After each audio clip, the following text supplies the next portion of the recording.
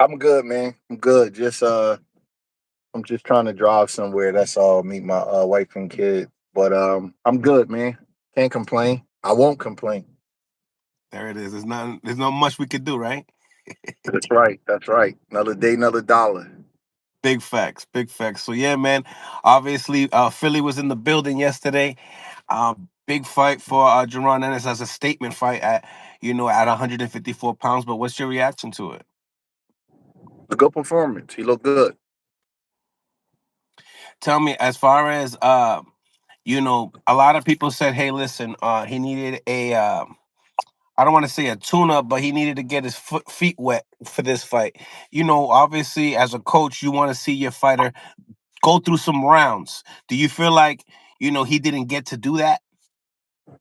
Um, you know what, bro? I don't want to nitpick it. If he went too many rounds, they would have said that he went rounds with a guy nobody heard of, and the guy wasn't that good. And then if he gets him out of there in one round, they gonna say he beat up somebody. He did what he was supposed to do. So it's how that go, man. I don't want to critique it in that kind of way. The dude was ranked. Ennis didn't rank him. He was ranked by different sanctioning bodies. He's a good fighter. He's not exceptional. You know what I mean? I don't want to turn him into a gorilla. He wasn't an exceptional fighter, but he was a good, solid fighter. And that's the kind of guys you gotta be able to beat, and you gotta have them on your resume to get, to certain places. All of the top guys got them kind of fighters on their resume.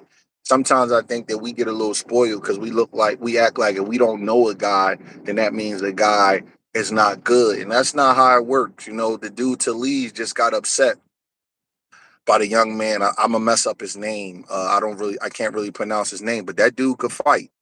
You know what I mean? A boss or whatever his name is. That Abbas, that yep. dude, that boy could fight. You know what I mean? So we gotta be careful with that. Everybody, if you're not sitting down watching boxing all the time and not respecting what they do in other places and things like that, you might not know if a guy could fight or not. Anyway, is one of the best fighters in the world, and we don't know a lot of people that he fought. But when he did fight somebody from over here, look what happened. You know what I mean? So I think that Boots did what he was supposed to do, but it was an impressive victory, and you got to give him credit because every time you get in that ring, you never know how a guy gonna show up.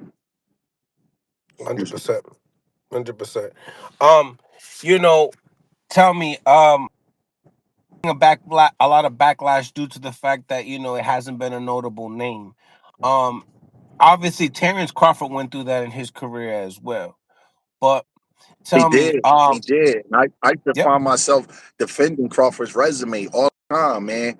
In the gyms and with people that know boxing, they be like, man, he ain't fight nobody. He not this, he not that. And I'm like, man, y'all too consumed with the business side. Just look at him and you could tell that he is the real deal. You know what I mean? I've had that conversation with so many people about Crawford, man. It's crazy. It's like deja vu now.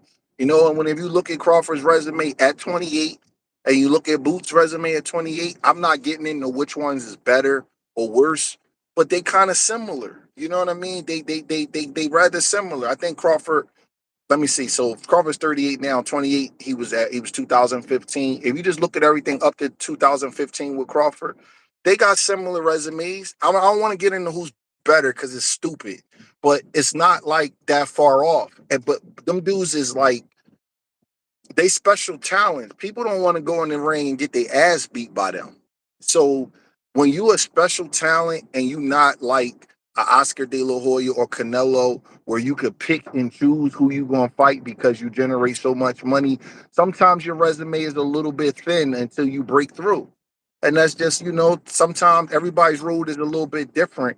And you got to just be a little bit patient with the resumes with certain guys. You know what I mean? Like Crawford got his two biggest wins at 35 and 37. You know what I mean? Like in other eras, you didn't have to do that, but in this era, it's a little bit slower as far as like the big names for certain people.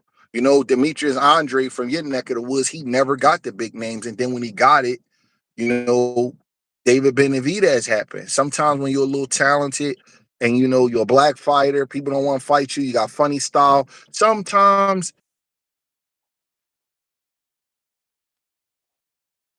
to my opinion, and from what I've seen with certain fighters. I mean, obviously, now calling all the title holders and, the winner of Virgil Ortiz and Lou, but definitely want to get your thoughts on that fight as well. Um, do you feel like that's exactly what, is gonna happen? I mean, obviously, you're saying that it's hard for Boots to get the fights, is what you're saying?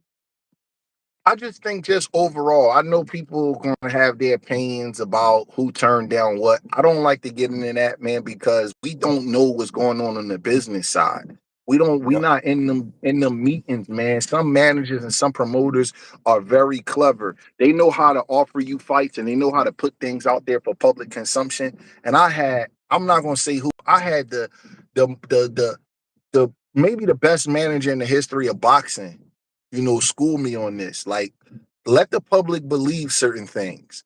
You know what I mean? And it's always good that to be to have different things up your sleeve behind the scenes.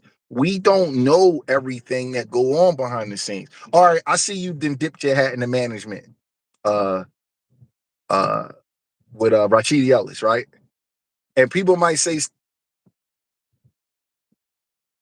okay, advising, managing, all is fancy words, but you helping him out, right? It's not as easy as it look, is it? You know what I mean? It's tough. No. It's not. So somebody might criticize Rashid. I'm a fan of Rashid Ellis, believe it or not. You know what I mean? I remember when a young man fought up in Boston at the House of Blues on one of Julian Williams' undercards 11, 12 years ago. Ask him. I'm a fan of him. I think he's an excellent fighter, right?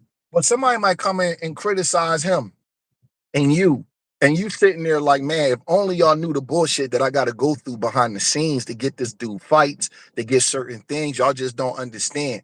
So me knowing this stuff, I don't comment on that. You know what I mean? Because I have no idea what's going on with Boots management or promotion, nothing. I don't ask nobody personal business because I don't want nobody asking me mines. I don't ask nobody. All I know is is an excellent fighter, but I don't know what's going on the business side, and I know that certain things could be put out there that's not always true. You know what I'm saying? So, like, I don't walk in the gym like, what happened between you and Virgil, Boots? I don't. Never. What happened with you and T.O.? I don't see. What happened with you and Brian Norman? I mind my fucking business is what I do. But this is what I do know. And all of the fights that people say that he don't want, he'd have been a big favorite in all of those fights. That's what I do know. And hopefully he gets the Virgil Ortiz fight. Hopefully they stuff on the business side is taken care of, and we get to see a great matchup.